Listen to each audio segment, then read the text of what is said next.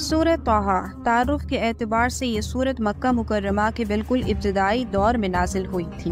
मुस्तनद रिवायात से साबित है कि हज़रत उमर रज़ियल्लाहु ताला अन्हु इसी सूरत को सुनकर इस्लाम लाए थे। इनकी बहन हज़रत फ़ातिमा और इनके बहनोई इनसे पहले खुफिया तौर पर इस्लाम ला चुके थे, जिसका इन्हें पता नहीं था। एक रोज़ वो घर से हज़रत सल्लल्लाहु अलैहि वसल्लम को कत्ल करने के इरादे से निकले। रास्ते में एक शख्स इन्हें मिले।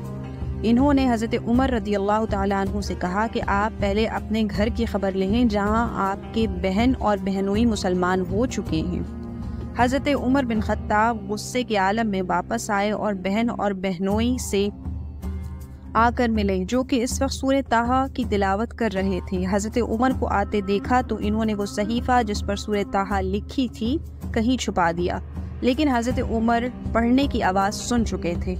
इन्होंने कहा कि मुझे पता चल गया है कि तुम दोनों मुसलमान हो चुकी हो, और ये कहकर बहन और बहनोई दोनों को बहुत तकलीफ़ पहुंचाई, बहुत मारा पीटा।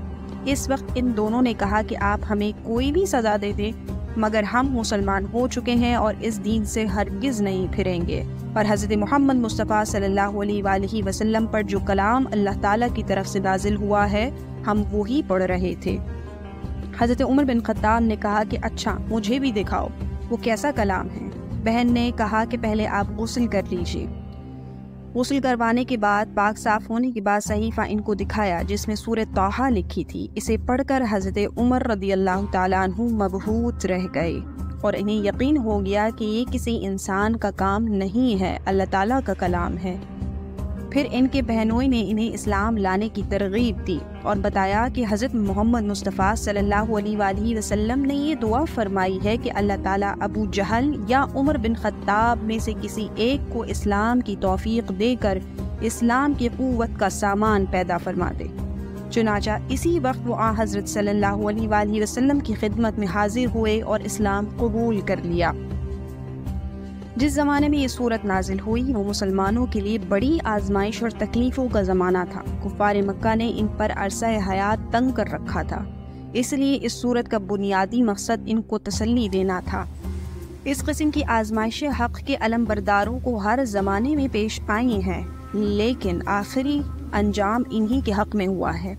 चुनाचा इसी सिलसिले में हज़रत मूसा अलैहिस्सलाम का वाक़या निहायत तफसील के साथ इसी सूरत में बयान हुआ है, जिससे दोनों बातें साबित होती हैं। ये भी कि ईमान वालों को आजमाइशों का सामना करना पड़ता है, और ये भी कि आखिरी फतह इन्हीं की होती है। इसके अलावा ये भी साबित करना मकसूद है कि तमाम अंबिया इकराम अलैहिमुस्सलाम की बुनियादी दावत एक ही होती है कि इंसान खुदाए वाहिद पर ईमान लाए और इसके साथ किसी को शरीक न ठहराए।